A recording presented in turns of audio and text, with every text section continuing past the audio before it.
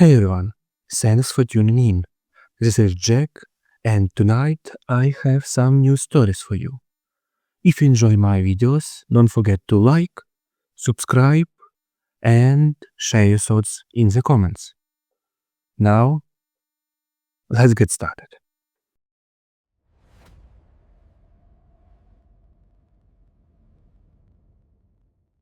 I keep the nose low over the frontage road and hold the helicopter steady with small inputs. The light is bad. Smoke from a brush fire west of the highway has spread across the low ground and taken the clean edge off the road, the ditches, the fencing, all of it. I'm on the return leg from Socorro County with one passenger in the rear and a hard case of radio parts strapped beside her. My crew chief, Eli Bowers, is behind my right shoulder checking the load straps for the third time in 10 minutes. Rosa Cantu sits across from him with one ear cup pressed tight, trying to pull a clean signal from a county relay north of Belen.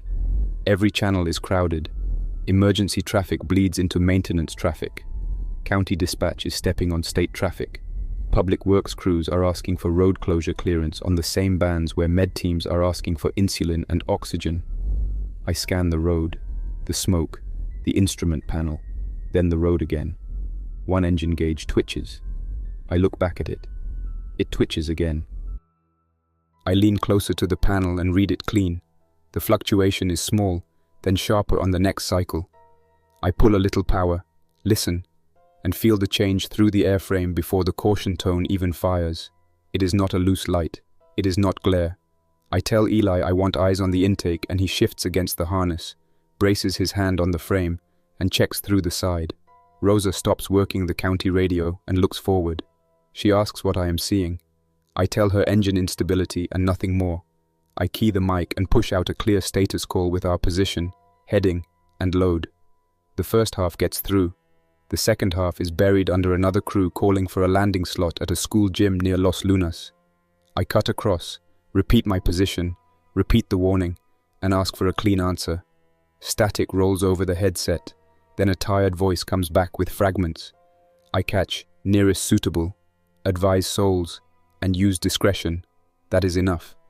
I stop waiting for cleaner words and start looking for ground I can trust. The frontage road ahead gives me a narrow strip of open pavement and a dirt shoulder that looks flat from the air.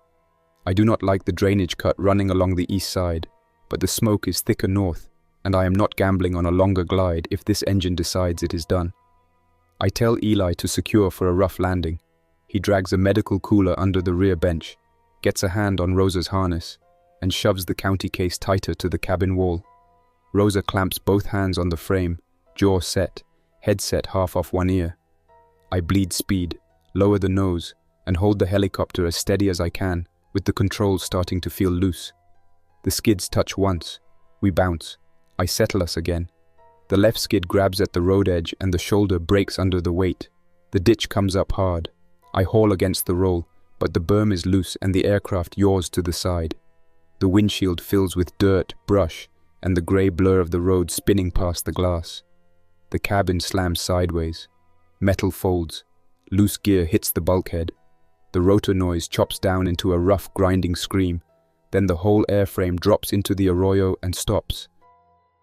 I am hanging in the harness at an angle, looking at the passenger door jammed against dirt and mesquite roots. Dust has packed the cockpit and turned the light brown. I hit the master cutoff, pull the fuel shutoff, and force the door until it opens enough for me to slide through.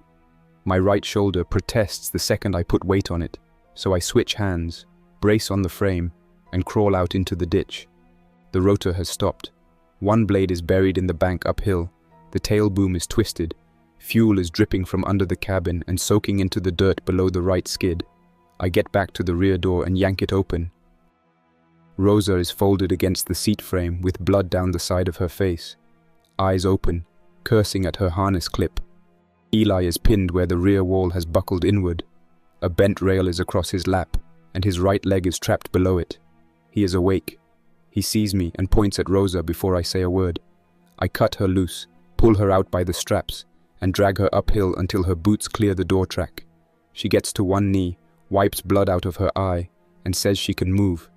I tell her to get clear and stay low.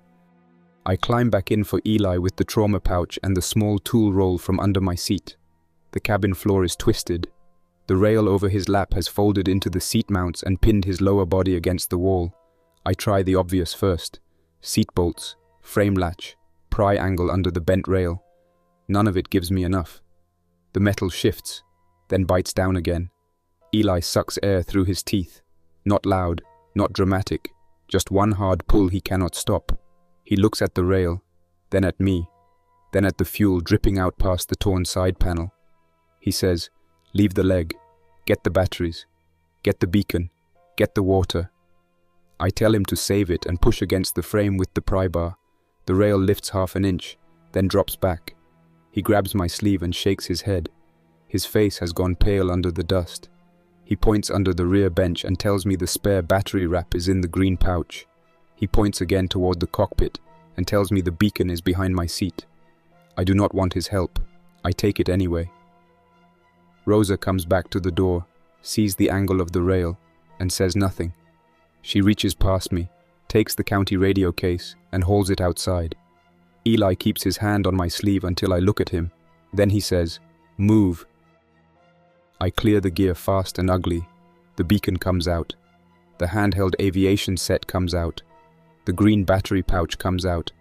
I grab the trauma bag, the seat kit, 2 bottles of water, the dented aluminum canteen, the flare pouch, the folded atlas, and the small map board clipped beside my seat.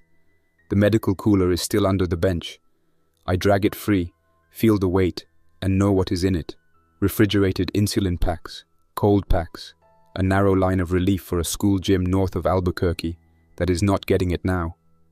I look down at the cooler in the dirt, then back at the torn cabin. The sun is already dropping. There is no cold chain left once the ice goes. I shove the cooler uphill with the rest of the gear anyway. I go back to Eli one last time. He has one hand on the bent rail and one hand braced against the wall. He is breathing through his nose, eyes fixed on the torn side panel where the fuel is dripping past the frame. I kneel beside him and get my hand on his shoulder. He looks at me once. No speech, no extra words. He moves his eyes toward the gear on the bank, then toward Rosa, then back at me. I stay there 1 second longer than I should. Then I back out of the cabin and step away from the aircraft. Rosa helps me drag everything behind a dirt lip 20 yards uphill from the wreck. I set the beacon on the highest patch I can reach without exposing myself on the road shoulder, angle the antenna, and check the indicator. It is transmitting. I get on the aviation handheld and push out our position, aircraft status, crew count, and the part nobody wants to say plane. 1 pinned, not recoverable without support. 2 moving. Need first light recovery if route control permits. Static eats the first pass. I send it again. A voice answers. He sounds like he has been sitting in a chair too long and has not taken the headset off in days. He confirms partial copy, asks whether the aircraft is burning, asks if we can hold through the night, asks if the beacon is clear. I answer every piece. He says 1 bird is grounded after a rotor issue and the next available crew is tied to a hospital run. He says a ground team might route by dawn if the frontage road stays open. He tells us to hold, stay dark, conserve battery, and keep the beacon hot. I ask for a tighter window. He does not give one. The channel is buried by other traffic before I can push harder. I lower the radio and look at Rosa. She has heard enough to know what the careful words mean. I tape the cut on my forearm, wrap a strip over the scrape at my hairline, and ignore the shoulder until I can lift it without seeing sparks in my vision. My right knee has stiffened up from the impact. It will move. I test it once, feel the pull, and stop there. Rosa uses a gauze pad and tape on the cut along her scalp, then checks the county radio set in the hard case. 1 handset powers up and dies. The second comes on with a weak tone and a battery icon already half gone. She scrolls through public works, sheriff, county maintenance, and a backup operations channel she says should be cleaner than the main emergency band. It is not. A woman is asking for a deputy at a fuel stop and getting no answer. A man is telling somebody not to bring anyone with bites inside the gym in Los Lunas. A school custodian is asking if he can lock the exterior doors, even though there are still people in the lot. 3 voices talk over him, Then the band dissolves into static again. Rosa switches to county maintenance and catches a road closure notice with no location marker attached. She swears, slaps the case with the heel of her hand, and says her relay site south of here would have cleaned the channel overlap if they had moved her sooner. I say nothing. She already knows I agree. The sun drops behind the smoke band, and the wash goes cold fast. I walk the ground around our position, mark the clean paths in and out while I can still see them, and check the wreck from a safe angle without going near the fuel seep. The frontage road above us is empty. The main highway beyond it is not. Through the smoke I catch the shape of stalled cars, one truck half across a lane, and two figures moving between the vehicles in a way that tells me they are not looking for a tire iron or a gas can. They drift, stop, turn, and drift again. The first week I saw people moving like that from the air. Dispatch called them medical behavior cases. Day 3, somebody on a county fire band called them biters. Day 5, one shelter manager said the dead ones over an open channel until a captain told him to keep that language off state traffic. Now every county uses whatever word fits the mouth of the person on the line. Their movement does not change. Noise pulls them, light pulls them, crowds feed them. One body inside a packed room turns a shelter into a trap. Rosa opens the medical cooler and stares at the insulin packs sitting in dead cold packs that are already warming. She looks over the labels and reads 2 names out loud from the transport sheet clipped to the lid. I know what she is doing. She is giving the load a shape before we abandon it. I do not stop her. Then she closes the lid, shoves the sheet into her pocket, and says there is no point hauling dead medicine across the desert after dark. She is right. We both know it. I hate leaving it. I leave it. I move the water into 2 different bags so one slip does not cost all of it. I keep the flare pouch, the beacon manual, the handheld aviation set, the atlas, the canteen, the trauma bag, the small tool roll, and 1 wrapped battery pack. Rosa takes the county case, 1 bottle, the 2nd battery pack, and the folded county frequency sheet. We split the load without talking much. Every pound matters now. I leave the beacon above the crash site, transmitting where it can be seen and found. If someone comes looking for us and has only enough energy for 1 sweep, I want him searching the wreck, not the ditch line we used to get out. The first one reaches the wreck before we move. He comes in from the road shoulder, drops down the bank, and walks straight toward the cabin, with his head low and both arms loose. He wears a county vest over a torn work shirt. Half the reflective strip is gone. I have seen that vest color on road crews and water crews up and down the state. His lower lip is slick with dark saliva, and one sleeve is stiff from dried blood. He does not call out. He does not look around. He heads straight for the open rear door as if the movement inside the aircraft is still there waiting on him. I wave Rosa flat and slide down 2 steps with the pry bar in my hand. I do not fire. The sound would bring more than this one. He gets 1 foot on the skid, leans into the cabin, and I drive the pry bar across his neck from the side and shove with all the weight my shoulder will give me. He flails, slips, and rolls back into the dirt. He claws at the bar once, then snaps toward the motion near my face. I pin him against the skid until the movement goes loose and his hands stop scrabbling at the metal. I back away, breathing through my nose, and wipe the bar on the dirt. That ends any thought of waiting through the night at the crash site. We move uphill along the narrow edge of the wash, keeping below the road line where the ditch cuts deeper. The smoke sinks lower with the dark and turns the air bitter. Twice I stop to listen and catch faint voices from the highway, then the slam of a car door, then somebody shouting for help from far enough off that it could be a trap, or a man pinned alone, or both. I do not go toward it. Rosa keeps close, 1 hand on the county case strap, and the other on the bank whenever the loose dirt slides under her boots. My knee complains on every rise. The shoulder is worse when I have to haul myself around a thorn bush or a broken section of culvert. Neither one changes the route. The wash bends east and narrows near a concrete box culvert that passes under the frontage road. On the far side of it, 30 yards out from the road, I see a small irrigation pump enclosure inside a chain fence with 1 gate hanging half shut. It is not much, but it is walls, shade, and a door that might lock. We cut toward it through weeds and loose trash caught in the fence line, keeping low until the highway sound is a little farther behind us.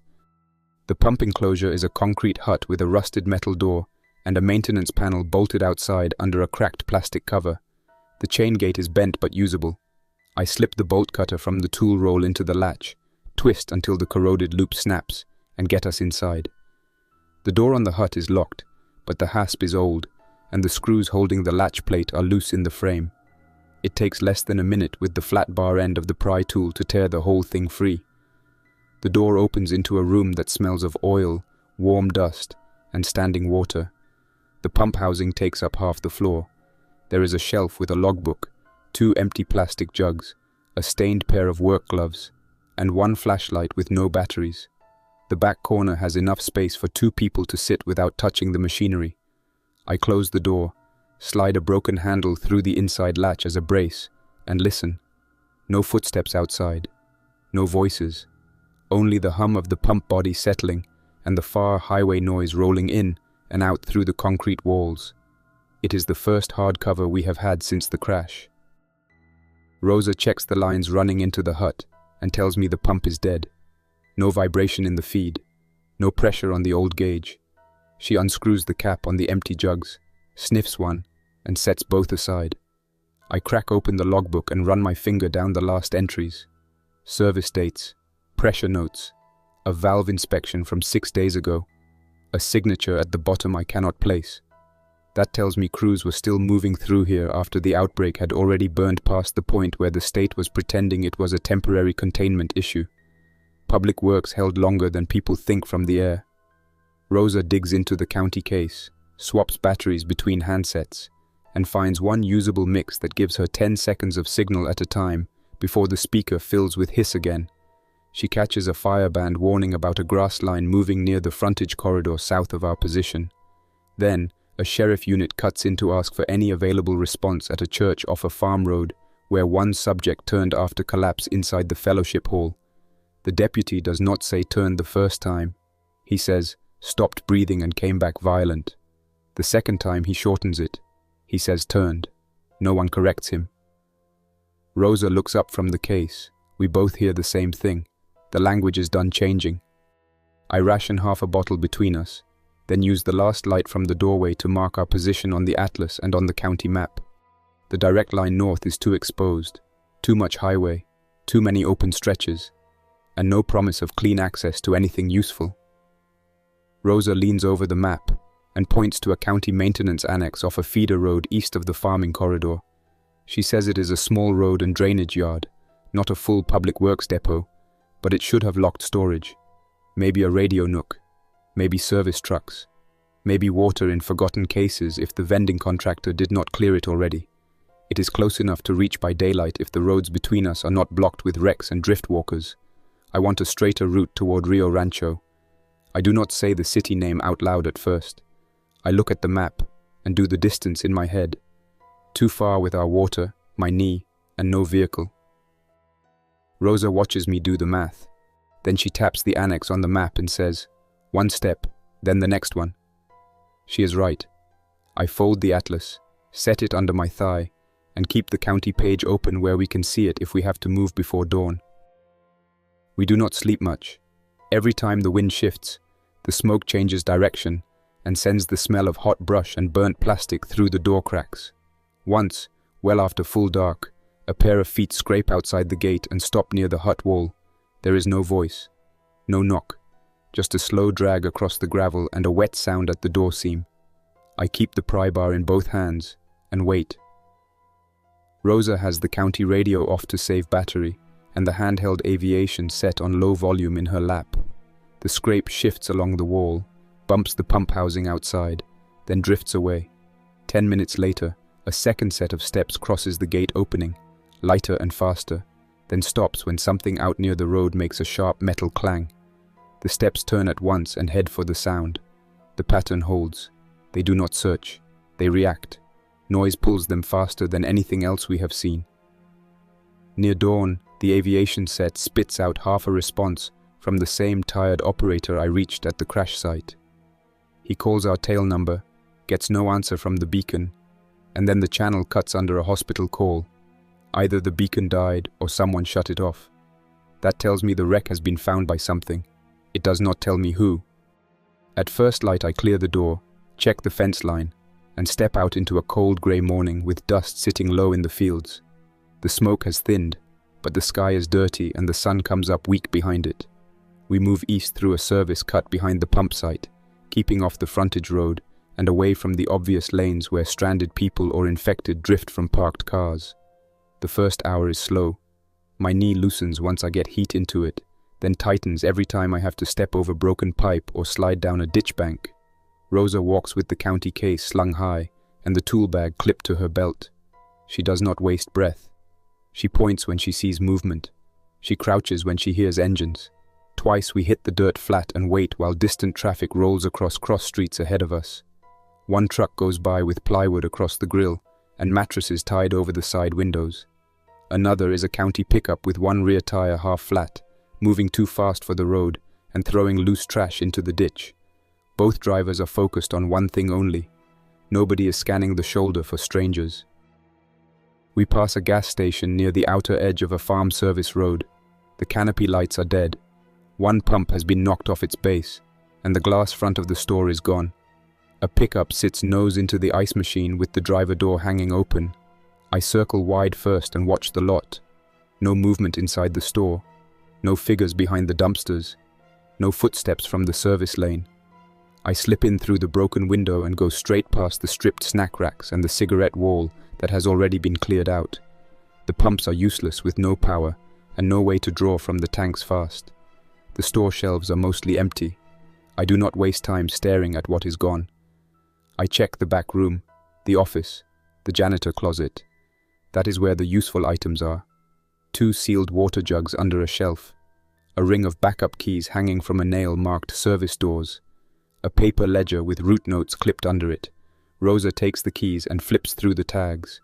One tag has a county property number that matches the annex code on our map margin. That is worth more than 3 bags of chips and a cooler full of melted ice. I take the 2 water jugs, a pack of trash bags, and a roll of duct tape from the back shelf.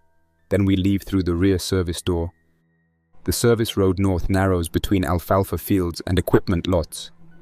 Open ground helps our sight lines, but it cuts both ways. Anyone on a tractor lane or a roof can see us from far off if he is looking. We keep to fence shadows and ditch lines, crossing only when the run is short and the next cover is real. By late morning, the heat is up and the weight of the water jug starts digging into my hands. We stop under a dead billboard frame and split 1 capful at a time instead of long drinks. Rosa studies the map, checks the road markers, and says the church is closer than the annex now. I tell her I am not interested in packed shelters. She says neither is she, but she wants the radio traffic coming from that direction checked before we commit to the feeder road. A church lot means people. People mean risk. People also mean news, working batteries, tools, and the chance of one locked room with the right supplies. I do not like it. I turn us that way anyway. The church sits beside an agricultural feedlot with a gravel parking area and a cinder block fellowship hall added on behind the main building. 2 sedans are parked crooked at the front. A county brush truck with no lights sits by the side entrance with both front doors open. I stop short of the lot and watch for a full minute. A woman appears in the side doorway, looks toward the fields, then ducks back inside. No one is posted. No one is covering the lot. That alone tells me the people inside are tired or unorganized, or both. Rosa cups her hands and calls out that we are coming in from county works, not from the highway. The side door opens wider. A man with a tire iron in one hand steps into view, followed by the woman I saw from the ditch. He looks at my flight suit, the dried dust on it, the bar in my hand, and the water jugs. His eyes stop on the county case and change. He asks if we brought medicine. Rosa says no. She says she brought radio parts yesterday and ended up in a ditch before dark. That lands better than anything I could have said. The woman waves us in. The man with the tire iron does not move from the doorway until he has looked both ways down the lot twice. Inside the fellowship hall, it smells like sweat, canned food, wet carpet, and fear. 6 people, maybe 7 if I count the man tied in the side room that I hear before I see him. Folding tables have been shoved against the windows. Cots made from nursery mats line one wall. A coffee urn sits cold on a side counter, next to a stack of paper cups with dried grounds in the bottom. Nobody here looks rested. A grey-haired man near the kitchen keeps one hand on a wood-handled shovel and the other on a half-open pantry door, as if the soup cans inside are worth defending to the last inch. A younger woman has 2 plastic tubs full of bandages and over-the-counter pills spread across a table like she is running a field clinic with no staff. Rosa goes straight to the radio on the back counter. It is a cheap base unit clipped into a battery rig made from 2 marine batteries and a tangle of jumper leads. Ugly setup, smart work. She kneels and starts checking the leads before anyone asks her to. I ask the woman with the tubs what is in the side room. She presses her lips together and says, her brother. He collapsed during the night, stopped breathing, then moved after they thought he was gone. They tied him to a cot and shut the door. She says he knows her name in short bursts. The grey-haired man says he does not care what the brother knows. He wants the back door opened and the cot dragged out. I do not take over the room. I do not have the authority for that. And the uniform means less with every mile I put behind the crash site. I ask one question. Has he bitten anyone? The woman says no. She says she got the door shut fast. The grey-haired man says the brother clawed him across the wrist through the doorway. He holds up a bandaged hand. Rosa looks up from the radio at that, then back down at the wires. The room has gone quiet around that one detail. I ask to see the wrist. He unwraps the bandage enough for me to see 3 shallow scratches. Old dried blood, no bite arc. That lowers one risk. It does not lower the other. I walk to the side room, listen through the door, and hear the cot legs striking the floor in short, hard bursts. No words, no calling for help, just the frame banging, then stopping, then banging again. I tell the woman I will not open the door in the middle of the hall. If it opens, everyone else clears behind hardcover first. She says she wants one more try to talk to him. The grey-haired man says no. The younger woman at the table says if that door opens with everybody in the room, she is leaving through the kitchen window and can fend for herself after. Rosa does not turn from the radio. She says, without looking up, that a county backup operations band north of us has a 10-minute window at noon. If we are staying, we miss it. That answers the question for me. I tell the room to keep the door shut, keep the back entrance barred, and keep anyone with a fever in a separate room with a clear exit path. Nobody likes hearing that. Nobody argues in a useful way either. Rosa gets a clean burst through the radio for 6 seconds and catches exactly what we need. A backup operations annex north of Albuquerque is transmitting on a narrow schedule. The signal is weak, but the call sign is real. Then another band cuts in from Rio Rancho Municipal Services asking for fence repair wire and diesel transfer support. The location tag is clipped, but the city name is enough. I hear it and do not move. I do not need Rosa to see my face right then. She already knows why we are moving north. We pack up. The woman by the side room grabs Rosa's sleeve and asks if county will send help. Rosa does not feed her a lie. She says if anyone can hear the church on the right band and has wheels left, maybe. Then the cot slams the floor again behind the side door, louder this time, and something in the latch plate cracks. The grey-haired man lifts the shovel, steps back and says, "Out!" That is the cleanest order in the building. We take it. We leave through the side door as the first shout breaks inside the hall. I do not turn back. The sound of furniture scraping and someone yelling to hold the door follows us across the lot. The brush truck keys are gone, but the rear compartment is open. I grab a coil of utility rope, a pair of heavy gloves, and a road flare kit out of the side box. Rosa takes a half-full bottle of windshield wash, sniffs it, and drops it when she figures out it is no use for what we need. We cut around the feedlot, move through a line of parked tractors, and get back into the ditch beyond the property before anyone from the church follows us out. I hear one short gunshot from the fellowship hall after we are already on the far side of the lot. Then nothing. That silence tells me more than another 5 minutes of listening would have. We keep moving east toward the county annex with the noon sun climbing, and no more cover than fence rows, culverts, and whatever low ground I can find between the service roads. The annex sits behind a sagging chain fence at the end of a chipped asphalt spur road lined with county hazard signs stacked flat in the weeds. It is smaller than I pictured. One cinder block office, one equipment shed, one fenced chemical cage, a radio nook built onto the side of the office, and two service vehicles parked nose out beside a patch of oil-stained gravel. One is a light pickup with the county seal on the door. The other is a larger utility truck with the hood half open and the battery tray empty. I stop in the ditch and glass the yard with the compact binoculars from the seat kit. No movement in the windows. No fresh bodies. No drifting figures in the lot. The gate chain is looped but not locked. That worries me more than a clean padlock would. An unlocked gate can mean the place was hit in a rush. It can mean someone is inside and expects to leave fast. Rosa fishes the service key ring out of her vest pocket and crouches beside me in the weeds. She says the code on one of the brass tags matches the property number from the gas station ledger. I tell her we are not walking through the gate first. We circle the fence line, check the back side, and find one section where the chain has been cut and bent wide enough to slip through. The office smells of dust, copier toner, old coffee, and hot insulation from a building that has sat shut in the sun for days.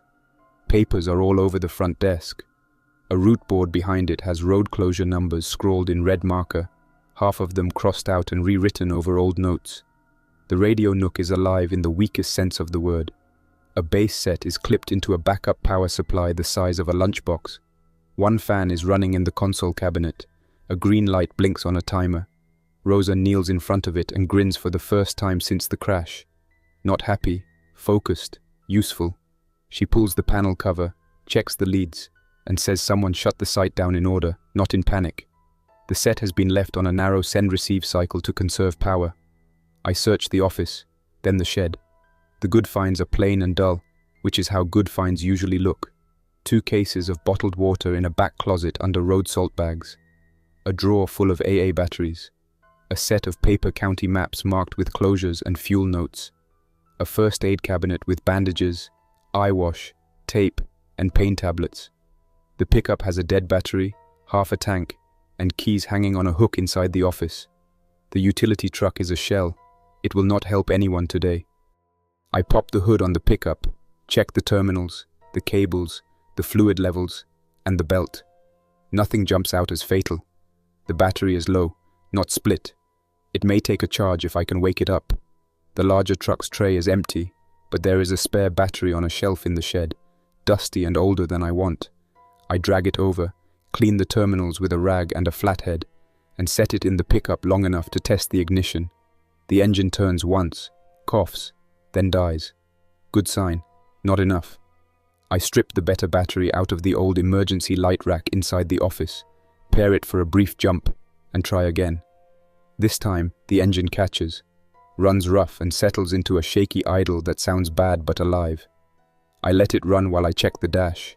Fuel at half, temperature low, charging light flickers, then goes out. Not fixed. Working for now. That is the only standard I need. Rosa calls from the radio nook and says the backup operations annex north of Albuquerque has a transmission window in 14 minutes. I shut the hood, grab the maps, and go in to listen. The message comes through in bursts. It is not a broad emergency broadcast. It is a tight, disciplined check window, run by somebody who understands that batteries die and people waste power when fear makes him talk too long.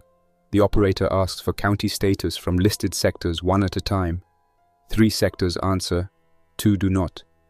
One response from a municipal channel in Rio Rancho requests diesel for pump transfer and says fence repairs held overnight. No address, no names, no promise. Rosa circles the city name on the map with a dull pencil and underlines it once. Then another voice breaks in from a state site asking for med support after an internal event at a sheltered facility. The operator cuts him off and tells him the net is information only, no transport available. That one line tells me more than the entire careful tone on the aviation band at the crash site. Organized help exists in pieces. Those pieces are holding a schedule and not much else. I ask Rosa if the set here can reach the annex directly. She says maybe with a stronger battery stack and a clean line, not from inside the office, not with this antenna angle, and not if we burn the whole reserve on one long call. I look at the pickup keys in my hand and say we move before dark. The annex should work as a stop. It almost does. Then the road brings us another problem before we even pack the truck. A county prisoner transport van rolls crooked through the open gate and coasts into the yard on dead momentum. The driver's door bangs open and a deputy in a sweat-dark uniform climbs out. One hand wrapped in a bloody towel, the other holding a shotgun with the action locked open. He looks across the yard, sees me in the flight suit, sees the pickup running, and almost drops where he stands from relief. His name patch says, G. Hela. He says he has been trying to find a county site with a radio for half the day. Then, I hear the banging from the back of the van. Not loose cargo. Someone inside the prisoner cage, hitting the partition with both feet. Hela turns and says he has one in the rear who is alive and one who is not. He says the dead man has been dead for 20 minutes. That is enough to freeze the whole yard. Rosa steps out of the radio nook and asks the only question worth asking. Bitten? Hela says the dead one was already fevered when he picked him up from a holding room in Belen. The live one has not been touched as far as he can tell, but he has been screaming for an hour and trying to kick the rear windows out. We clear the van in stages. No one gets close to the rear doors until we have a plan. Hela unlocks the side partition first and confirms the dead detainee is strapped down on the left bench. The live one is cuffed on the right, wrists in front, face grey with thirst and anger. No blood on him that I can see. He gives his name as Paul Gentry and says he was picked up on a warrant 2 days before the roads closed. Hela says Paul tried to grab a woman's car at a roadblock when the convoy stalled. Paul says Hela would say anything to keep control. I do not care which version he likes better right now. The dead man is the problem in the next 5 minutes. I tell Hela to get the side door cracked and keep the shotgun up only if the body moves. I take the pry bar and Rosa stands by the partition latch with the trauma gloves on. We get the rear open enough to see inside. The dead detainee is slumped against the belt straps with his head turned into the corner. Then his jaw starts working. Hela shuts his eyes once, opens him, and says, "Do it." I go in low, keep out of reach of the live man's legs, pin the dead one against the bench, and end the movement fast. No speech, no pause. When it is done, the van smells worse and the air inside feels tighter, but the next problem is simpler. We cut Paul loose from the bench and bring him out one step at a time, with his hands still cuffed in front. He is in his late 40s, office clothes under a county blanket, shoes ruined from kicking the partition. He is angry, dry, and smart enough to know that sounding useful is his best shot at staying alive in the yard. Hela wants to keep him in the van. I tell him no. A locked box with bad air and blood in it is a trap. Rosa checks Paul's arms, face, and neck for bites while he curses at her and says he is not a dog at intake. No bites, no visible blood. I give him water in 2 short pulls and take the bottle back before he can empty it. He stares at the pickup, at the office, at the radio nook, and I can almost watch him rearranging his odds in real time. He says he used to manage vendor accounts for a paving contractor and knows county yards well enough to spot where fuel keys and inventory tags are usually hidden. Hela says he is a liar. Paul says Hela drove into a locked county gate with one dead man in the back, so maybe everyone can stop acting like credentials mean a lot now. I do not like him. I keep him close. For 1 hour the annex feels like it may hold. That is the dangerous part. I top off our bottles from the sealed cases, sort batteries, strip the best maps, and repack the cab of the pickup with only what moves us forward. Rosa gets the radio nook working cleaner than before and pulls 2 more solid transmissions from the backup annex. Hela washes his hand, splints one finger with a tongue depressor and tape from the cabinet, and finally sits down long enough for the strain to show on his face. Paul turns out to be useful in a narrow lane. He finds the small lockbox hidden in a drawer false bottom, identifies the fuel log sheets, and points me to the side cabinet where the transfer pump hose is stored. He does not do it out of kindness. He does it so he has a place inside the plan. Then a pickup horn sounds outside the gate. Once, long and impatient. We all look at the window at the same time. A family of 4 is at the fence in a farm truck loaded with bedding, feed sacks, and one caged dog in the bed. The driver wants in. He sees the county vehicles and assumes structure. I feel the shift in the yard before anyone speaks. The annex has become visible. I go to the gate with Rosa on my left, and Hela hanging back with the shotgun out of sight but ready. The driver is worn down, sunburned, and trying hard to stay polite. His father sits in the passenger seat with a blanket over his lap and sweat running off his face. A woman and a teenage girl are in the back under a tarp. The driver says his father has had a fever since morning and he needs water and shade for 10 minutes. That request sounds small. It can wreck the yard. I tell him I can pass water through the gate and look at the old man from outside. I am not opening up for a full intake. He wants to argue. The woman in the back grabs his sleeve and tells him to shut up and take the offer. That saves time. I pass 2 bottles through the chain and tell the old man to hold his hands where I can see him. His eyes are glassy and unfocused. He cannot keep the bottle steady. Rosa asks whether he was bitten. The driver says no, then says he fell yesterday and cut his arm on sheet metal. I ask to see it. He unwraps a rag around the old man's forearm. The cut is deep, dirty, and red all the way around. That does not answer the infection question. It does tell me opening the gate would bring a fever case inside a yard with 1 radio, 1 truck, and too little room to make mistakes.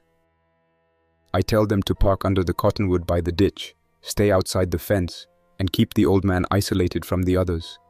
The driver says he cannot do that with no shade and no help. His voice rises. That pulls attention from the highway service lane beyond the field. I hear movement before I see it. 2 figures are drifting in from the far ditch, drawn by the horn, the voices, the cluster at the gate. All of it. Rosa spots him first and points. The driver turns, swears, and that is when the old man lurches against the passenger door from inside the cab. He has lost whatever line he was hanging onto. The door pops open and he spills halfway out, hands grabbing at the driver's shirt. The teenage girl screams. The caged dog goes wild in the truck bed. Every bad sound in the yard lands at once. I slam the gate chain tight, shove the family truck away from the fence with both hands through the mesh, and tell him to move the truck now or lose the lot.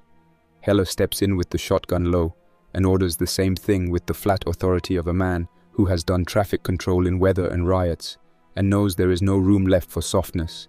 The driver gets it then. He shoves his father back into the cab, wheels cut hard, and peels away toward the ditch line. 1 drifting figure reaches the road shoulder too late to catch the truck, turns instead at the noise of the gate chain hitting metal, and comes for us. We clear the fence line fast. Hela drops the first one before it gets a hand through the mesh. I take the second with the pry bar when it tangles in the chain, and Rosa uses the road flare as a distraction, striking it across the concrete only long enough to pull movement away from the weak corner by the office wall. It works, and it makes the next choice easy. The annex is done as a quiet stop. The family truck is gone. The 2 drifters at the gate are down, but the flare smoke hangs in the hot air, and the sound has already rippled across the open ground. Paul looks through the office window and says if the yard was on the edge of becoming a beacon, it crossed that line 10 seconds ago. He is right. Rosa shuts the radio nook down into its tight cycle, pulls the cleanest battery stack, and packs the frequency log sheets. I load the pickup with our gear, the extra water, the maps, the transfer hose, the rope, the batteries, and 1 case of bottled water split across the cab and bed. Hela wants to stay and use the fence as long as he can. Then he hears more movement from the field road and changes his mind without anyone having to press him. Paul looks at the truck bed, at the office, at the road, and asks if he is riding with us or getting left in a county yard with a bent gate and no one to vouch for him. I tell him he rides in the bed where I can see him. The pickup rattles out of the annex on bad shocks and dry belts, but it moves. That is all I ask from it. I take back roads, service cuts, and drainage lanes whenever the map gives me a choice. Rosa rides in the passenger seat with the county case on her lap and the frequency sheet spread over 1 knee. Hela sits in the middle with the shotgun angled down and his busted hand wrapped again. Paul rides in the bed holding onto the ladder rack and yelling every time we hit a dip too fast. I ignore most of what he says and listen to the engine instead. The charge light flickers now and then. The idle is rough when I have to stop. I keep stops short. We pass a feed yard with the gates open and cattle standing loose near the access road. We pass a chain pharmacy with the drive-through full of abandoned cars and 1 employee vest caught in the door. We pass a county water tower where the base gate is hanging open and a pickup with both doors standing wide in the gravel. Every place that looks useful from the road also looks used already. That is the pattern now. Nothing sits untouched for long. The clean score is not a full storeroom. It is one box of batteries behind a locked inner door, one half tank in an older truck, one set of keys left in a wall cabinet no one thought to check. By late afternoon, we pull into a propane yard on the edge of an industrial strip. Not for propane. For the fencing, the office, and the chance of a hand pump or service tools. The front gate is shut with a chain wrapped twice through the bars. A woman steps out of the office with a framing hammer in one hand and a keyring in the other. She is in work boots, jeans, and a faded company shirt with her sleeves cut off at the shoulder seams. She does not raise the hammer over her head or wave it around. She keeps it low, ready, and tells us to state our business from outside the gate. Rosa leans out and says, "County radio tech, crash survivor, moving north, need a hand transfer pump and 5 minutes on a radio if the office set is live." The woman's eyes move from Rosa to the county case, then to my flight suit, then to the shotgun in Hela's lap. She says her name is Dana Cruz, and her office set works only on the local business band, unless she feels like climbing the roof and moving the antenna by hand. She does not feel like it. She does have a hand pump and knows which older municipal rigs on the next block use filler necks you can actually pull from without cutting lines. That is better than most offers we have heard all day. We trade her a pack of fresh batteries and one sealed medical bandage roll for the pump, a marked map of the block, and a 2-minute rest in the fence shadow while she watches the street. Dana also gives us one clean piece of advice. She says the main road north looks empty for a mile, then folds into a checkpoint run by locals who started out screening fever cases and ended up taking food and fuel from anyone too tired to argue. She says, if we can avoid that line, avoid it. If we cannot avoid it, do not go in thirsty. That is the sort of advice that keeps people moving. No drama, no theory. I use the hand pump on an older public works truck 2 blocks over and draw enough fuel to turn the pickup from a gamble into something I can run another leg without sweating the needle every mile. Paul proves useful again. He spots the drain access on the tank faster than I do and gets the hose angle right on the first try. Hela mutters that he dislikes owing anything to a man he transported in cuffs 2 counties back. Paul says he dislikes having been transported in cuffs in the first place. Dana tells both of them to keep the volume down or get off her block. That ends it. We pull out before dusk with a little more fuel, a little more water, and one more clear warning about what waits on the main road. The backup operations annex north of Albuquerque is the next target on Rosa's map, and I can see from the way she keeps checking the time against the frequency sheet that she has built the route around the next transmission window. We get close enough to hear a generator before we see the building. That should feel good. It does not. The generator note is uneven, too hot, too loaded. I pull the pickup into a drainage cut 50 yards short of the lot and we watch from there. One floodlight on the side wall is on in broad daylight, aimed at nothing. A box truck sits half-loaded by an equipment bay with the rear door open and no one around it. One service door stands open against the brick. No one is posted at the gate. No one is covering the lot. That is bad discipline or no discipline at all. Rosa says the net is due in 3 minutes and if that building is still sending the schedule, she wants inside. I tell her we do not drive up like we belong. We circle on foot, come in from the back fence, and see the truth before we touch the door. The back gate has been forced.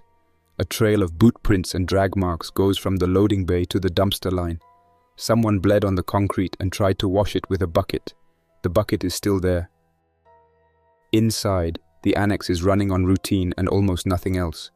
3 people are left in the operations room. 1 man on the radio. 1 woman checking a paperboard of call signs. 1 maintenance tech trying to keep the generator from cooking itself in the utility room. The radio operator looks up when he sees my flight suit, then looks back down at the clock and says, "If we need transport, we are out of luck. And if we need the schedule, we can copy it from the wall." Rosa puts the county case on the table, reaches for the board, and starts scanning the call signs. She is home in the only way anybody gets one now, inside a system that is barely holding together and needs someone who can read the mess fast. The woman at the board says she has been running the timed net for 2 days straight with 1 sleep break and no relief. She says the schedule is all she can give the counties now. No convoys, no rescue, no medlift, no spare fuel. The operator keys the next window and starts calling sectors in order. I stand there and listen to counties answer one by one with road closures, lost shelters, requests for antibiotics, requests for diesel, requests for wire, requests for a deputy who never arrives. Rio Rancho Municipal checks in again, fence held overnight. 1 pump transfer complete, need diesel again tomorrow. It is the cleanest sign I have had all day that the yard where my son might be is still functioning. The annex falls apart while the schedule is still running. A shout comes from the utility room. The maintenance tech has gone down beside the generator, and the woman at the board says he was fevered an hour ago but refused to lie down since nobody else could tune the load by hand. The operator does not even look up right away. He finishes the sector call, gets 1 more county check, then turns when the second shout hits. By the time I reach the utility room door, the tech is on his side with 1 hand clawing at the grate and the other jammed under the generator frame. He is not breathing. Then his jaw starts working. The woman at the board says no in a small, flat voice that tells me she has already had this happen once in the building. I shut the door and brace it with a mop handle through the push bar. The generator load starts to hunt without him on the controls. Lights flicker. The operator keys the mic and gets 1 last clean line out. Net compromised. Continue local schedule if able. Then the board lights dip, rise, and dip again. Rosa is already moving. She has the fresh batteries in her bag, the updated roadmap under 1 arm, and the frequency sheet folded into her vest. Hela is backing toward the side exit with the shotgun up. Paul has the box truck keys in his hand from somewhere, looking at the cargo bay, doing the math of what can be taken and what can be driven. I tell him to drop the idea. A bigger truck with no route and no support is a dead end. We leave through the equipment bay with the operator and the woman from the board. The operator refuses to abandon the radio room. He says the schedule needs 1 more hour, or half the counties holding on by battery and rumor will lose even that. I tell him the generator is about to fail and the utility room is already done. He nods, not arguing, then points at the woman and tells her to go. She does. He stays. I do not drag him out. Some men plant him in the last piece of routine he can hold. The woman follows us to the pickup, sees the 4 seats, sees Paul in the bed, and asks if there is room. There is room if someone rides on the floorboards and no one complains. She gets in. Her name is Nora Kemp. She spent the last week logging county status with 1 pencil and a board full of dying sectors. She does not cry. She does not say thank you. She grips the dash with both hands and tells me the North Service Road is cleaner than the frontage road by the shopping strip. I take that route, and the pickup lasts another 9 miles before the charge light comes on solid, and the engine starts coughing every time I touch the brake. I get us off the road and into the shadow of a shuttered landscaping supply lot before the truck dies fully. The battery is done. The alternator is not carrying the load anymore. I do not waste time swearing at it. I strip what matters. Water, batteries, maps, radios, rope, the transfer hose. The shotgun shells Hela had tucked behind the seat. Nora looks at the dead pickup with the numb expression of a woman who has watched too many systems fail by parts and no longer gives each one a funeral.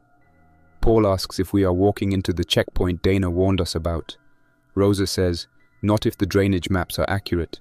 She has marked a utility line cut that runs parallel to the road for half a mile and stays below the sight line of the checkpoint. That is our route now. Hela flexes his bad hand, checks the shotgun, and says he can still move. I believe him for the next few hours. Nothing beyond that is guaranteed. We leave the pickup under the lot fence with the doors standing open so no one breaks the glass to learn it is empty. Then we go on foot into the dry utility corridor with the sun lowering and the city edge spread out ahead of us in broken roofs, utility poles, and smoke. The corridor does what Rosa promised. It keeps us low, hidden from the main road, and miserable. Loose gravel slides under every step. Rusted pipe sections and old cable anchors stick out of the dirt where the weeds do not cover him. My knee gets worse once the heat drops. Hela's pace shortens, and his wrapped hand turns dark through the bandage where the finger is not sitting right. Nora keeps close and quiet, taking direction fast, which is worth more than any heroic act on a route like this.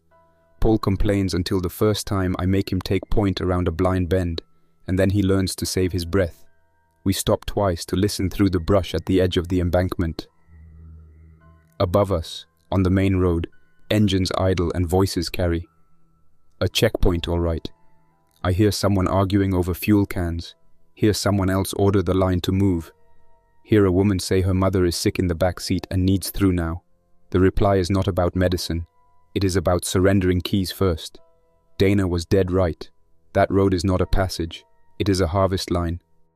The utility corridor ends near a drainage turnout with a rusted guardrail and a water tanker parked crosswise over half the side lane. 4 civilians are using county barricades, a feed trailer, and the tanker itself to funnel vehicles into a 1-lane choke point. No uniforms, no clean system. One man with a hunting vest and a pistol on his hip is trying to look official, while 2 others search the bed of a landscaping truck stopped in the line.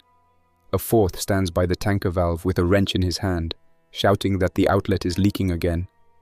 Rosa sees the problem before anyone else does. The lower valve on the tanker has lost its seal and is spilling a steady line of water into the dirt.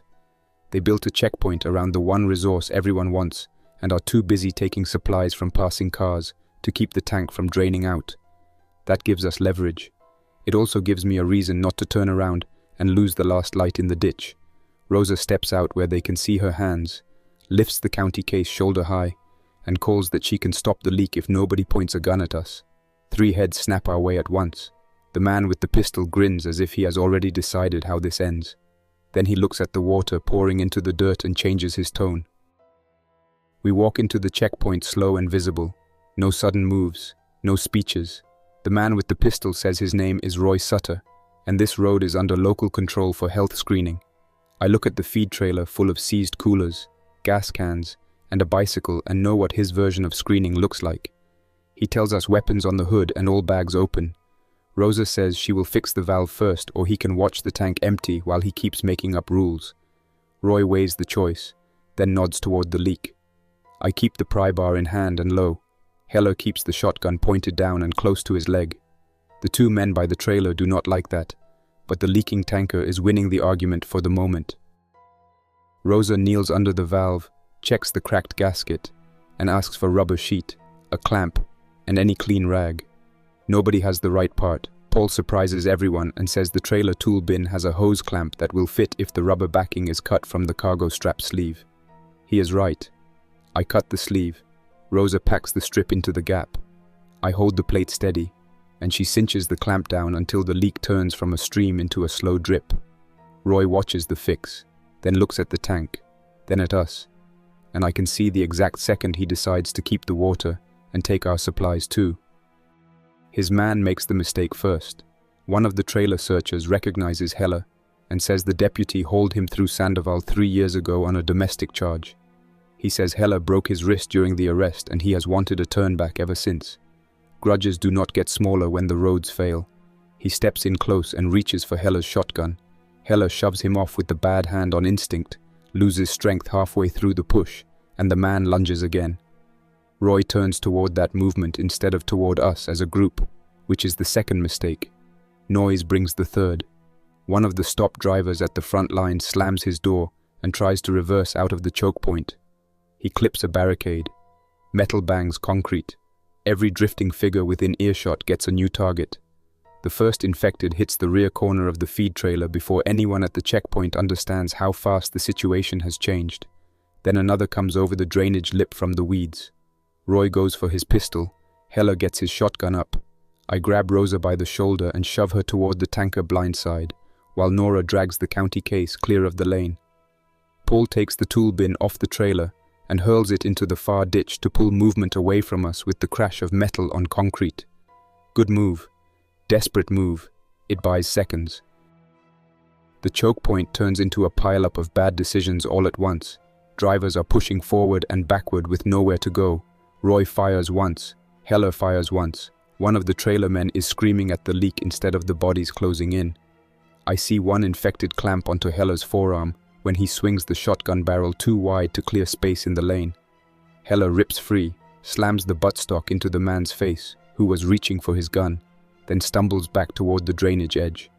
The bite is clear, no confusion. Teeth through sleeve into skin. He knows it. I know it. There is no time to stand there and let that fact settle. Rosa grabs the half-full jerry can by the tanker thrusts it into Nora's hands, and tells me to move now while the lane is still jammed, and the infected are drawn to the loudest center. We cut through the drainage lip, slide into the brush, and push hard down the embankment with Hela behind us, and Paul coming last with the tool bin wrench tucked through his belt. Roy shouts something after us, but he is losing the checkpoint and knows it. I do not look back until we are 50 yards down the cut. When I do, I see the tanker, the barricades, the trapped cars, and bodies folding into each other in the lane. Then the bend takes it away. We stop under a concrete bridge support where the drainage channel widens enough to hide us from the road above. Hela sits down hard against the wall and unwraps the sleeve over his forearm without being asked. The bite is on the outer arm, deep enough to tear through cloth and skin in one clear arc. No maybe, no hopeful reading. Nora stares at it for 2 seconds, then looks away and starts checking the jerrycan cap with both hands, giving herself something concrete to do. Paul says nothing for once. Rosa kneels by Hela with the trauma kit open, not to save what cannot be saved, but to clean the wound and slow the mess while he is still clear-headed. Hela watches her work and does not pretend this is treatment. He asks how much water we have. I tell him. He nods once, then asks what time the next municipal check window is for Rio Rancho. Rosa tells him. He asks for the map. I give it to him. He puts one bloody finger on a residential block near the industrial edge and says he moved 2 boys there on day 12 when the shelter line collapsed near a state route. Locked garage, side code on the keypad, 2 cases of bottled water, canned food, 1 camp stove, and a bucket. He says he could not take him farther with the roads closing, and he has been trying to get back ever since. Then he tells Rosa to write the address exactly and write the code twice. We hold there until the light starts to turn. Hela stays sharp longer than I expect. That makes it harder, not easier. He gives route notes in clipped pieces between sips of water and tells us which subdivisions fenced his own residence in, which side roads are blocked by abandoned city buses, and which sheriff substation fell quiet on day 9. He does not waste time pretending he is coming with us. He also does not rush me into a decision I already understand. Rosa keeps copying the address, the code, and the route notes onto the back of a county closure sheet with a pencil ground flat at the tip. Nora sits with the radio pressed to one ear, catching scraps of traffic and repeating only what helps us. 1 city crew asking for line repair, 1 shelter saying the north doors are lost, 1 private voice begging for antibiotics on an open band where no one should be begging for anything. Paul watches Hela the way a man watches a fuse burn towards something he cannot move away from fast enough. The sky goes from dirty gold to grey. Hela's face changes with it. Sweat builds on his forehead. His speech tightens. He tries to flex the bitten arm and fails halfway through. Then he looks at me and says to do it before he stops knowing my name or the route he already gave us. There is no clean way to stand inside that sentence. I do what he asked, quick and close, while Rosa keeps Nora turned toward the far wall. We leave the bridge support in the last light and move north with 1 less voice in the group, and no extra room for hesitation.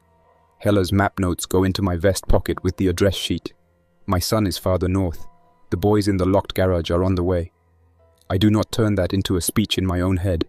It is the route now. We keep to the drainage line until it runs under a row of cinder block fences and forces us up into a subdivision edge where stucco walls, broken gates, and backyard debris make each yard a blind corner. The neighborhood emptied in a hurry days ago. Patio furniture lies scattered in the lanes. 1 pool is half drained and full of leaves. A moving truck sits across a driveway with the rear door open and nothing inside but a child seat bolted to the front bench. No engine noise, no televisions, no generators. We hear 1 barking dog 3 streets over, then nothing. Rosa sets the pace with the map under a flashlight covered by 2 layers of cloth so the beam stays low and red. Nora carries the county case now. Paul carries the jerrycan and mutters every time it bumps his leg. I keep the pry bar in one hand and Hela's route sheet in the other whenever we stop to confirm an address. The garage is where Hela said it would be. Side lane behind a beige 2-story house with a vinyl fence bent inward and a keypad mounted beside the service door. The code works on the 2nd try. The first beep gives me nothing. The second sequence unlocks the latch and the door cracks open under its own weight. The smell inside is stale, hot, and human. I step in low with the bar up, and a small voice from the far corner tells me not to come closer until I say the deputy's name. Good. That tells me at least one person in here is thinking. I say, Grant Hela. I say he sent us. Then I hear movement behind a stack of paint cans and cardboard boxes. One boy, maybe 9, stands up with a kitchen knife in both hands and a flashlight taped to the handle with packing tape. He is filthy, dehydrated, and trying hard not to shake. A second shape is behind him under a blanket pulled over a lawn chair. I do not need long to see the outline and the way the blanket is tied down with extension cords. Hela did what he could and ran out of road. Rosa kneels first, keeps her hands open, and asks the boy his name. He says Isaac. She asks if he has been touched by the one under the blanket. He says no. He says his brother got sick 2 days ago and stopped talking yesterday. Then he says he did what the deputy said and tied him down when he stopped breathing. We do not stay in the garage longer than we have to. Rosa gets water into Isaac in tiny pulls, not enough to turn his stomach. Nora checks the food stash. Hela's supplies lasted longer than I expected from the way he described it. 2 cases of water, some canned soup, crackers, fruit cups, a propane camp stove, and 3 full canisters under the workbench. Good planning bought days. It did not buy forever. Isaac asks where the deputy is. I tell him the deputy got us here. That is the line I can give him while he is staring at a tied blanket in the same room. He looks at my face, then at Rosa, then at the county case, and I can see him put the rest together without forcing more out of me. He asks if we are taking him out now. I say yes. He wants 1 bag from a shelf and says his brother's baseball glove is in it. The glove comes with us. We leave the rest. I do not open the blanket. I do not need another loose problem in a garage with 1 working child and no time. Rosa locks the side door behind us out of habit, then shakes her head at herself and lets the key hang where it falls. Some habits do not know the world changed until your hands remind you. Isaac slows us down at first, which is natural. He is tired, underfed, and his legs have been folded into a garage corner for too many hours. He tries to move faster than he can when he hears anything outside the fence line. That is worse than moving slow. I put him between Rosa and Nora and make the order simple. He steps where Rosa steps. He stops when Rosa stops. He does not run unless I put my hand on his shoulder and shove him. He nods and does exactly that. Good kid. Good enough to follow rules when the rules make sense. We cut across the back lanes toward the municipal district using Hela's route notes and the city service map Rosa copied from the annex. The first sign we are close is not the fencing. It is the utility smell. Wet concrete, machine oil, treated water, hot metal. Then we hear a generator thrum behind a line of warehouses and small service yards. My pace changes without me thinking about it. Rosa notices and says, "Do not rush the gate." She is right to say it. A known destination is not a safe destination. It is a place where people with guns and too little sleep are watching for trouble. The wateryard sits behind chain fencing topped with bent wire, not full razor, not enough to stop anyone determined, enough to slow him. 2 service trucks are parked nose out behind the main gate. 1 floodlight on the corner pole is off. Another is on but aimed low at the approach, not out at the road. That tells me the people inside learned fast that broad light brings more eyes than it helps. Fence sections along the east side are patched with mismatched wire and sheet metal signs. Someone here has been repairing breaches instead of pretending the original line will hold. We stop in the shadow of a loading dock across from the gate and watch. 10 minutes. No one opens the gate. No loose chatter. No smoking by the fence. Then a light moves once inside the admin office and a man crosses from one building to the next carrying a spool of cable over one shoulder. Work pattern. Controlled. That is better than any shouted challenge from the road. I tell Rosa I am going to the gate with my hands clear and the map sheet visible. She says she goes first. She has the municipal frequency note and the county case. She is the safer signal. I do not argue. We move out together with Isaac tucked behind Nora and Paul, hanging back where the shadows keep him hard to count. Rosa calls out before we reach the chain. Not loud, not scared. She states her name, County Tech, crash survivor, coming from South Route with updated frequency logs, and one deputy's rescue of a miner from the residential block west of the district. She names the pump transfer request that came over the annex net. She names the fence repair note. She uses the language of the people inside before anyone answers. A flashlight hits us from inside the fence and holds on the county case. The map's in my hand. The flight suit. Then Isaac behind Nora's leg. No one opens up. A man's voice from the dark asks who gave us the transfer note. Rosa says the backup annex north of Albuquerque. Last scheduled window before the utility room went bad. Silence. Then another voice, farther back, asks what route we took. I answer that one. Drainage line off the checkpoint choke near the tanker. Then subdivision cut past the beige house with the side garage. More silence. The first voice says, if I am lying, the gate stays shut and we can take the road with the rest of the fools out there. Then the flashlight moves off us and 3 locks start coming off the chain one at a time. The gate opens only wide enough for a person to slip through. Not the truck width. Not a welcome. A controlled entry. Good. That means the yard is thinking. I step in last. The man with the flashlight is broad, grey at the temples, work gloves still on, revolver low at his side and not shaking. He looks from me to Isaac, then back to the map in my hand. He asks for the deputy's name. I give it. He closes his eyes once and says Grant used to drink bad coffee in the billing office when he was on overtime patrol near the district. Then he asks me if I came alone. I tell him no. Rosa, Nora, Paul, the boy. He looks at Paul the longest and says the yard does not take freeloaders. Paul says then the yard can put him on inventory and let him earn his floor space. The man almost smiles at that and does not. He says his name is Luis Aranda, and if we are in his yard, we are under yard rules. Gates stay locked, lights stay low, pumps come first. Nobody fires unless the line is already failing. Rosa hands him the frequency sheet. Nora hands him the backup schedule. I hand him the map with the marked route. Then I ask the one question that has been riding under every step since the crash. My son, Isaac Reyes, is he here? Luis looks toward the admin building, then back at me. He says, he's here. The relief is real. It does not fix one thing around us. The fence is patched. The generator hum is thin. The night is coming. But my son is inside the line, and for the next minute that is enough to keep my legs moving. Isaac Reyes runs out of the admin building in boots too big for him, and a municipal work jacket that swallows his shoulders. He is 11 and looks older than he did on the last morning I saw him. Not in height. In the way he stops 3 feet short of me, checks my face, checks the yard behind me, then closes the distance only after he is sure I am not bleeding out in front of him. I get one hand on the back of his neck and hold there longer than I mean to. He grips the front of my flight suit and says nothing. No scene, no crying. His eyes go to the other boy with us, then to the county case, then to the patch on my shoulder, as if he is cataloging the same things I am. A woman from the office door calls him back inside in a voice that is tired but steady. Luis tells me we can talk after the gate is locked and the line is checked. That is fair. In this yard, the work comes first or nobody sleeps behind the fence.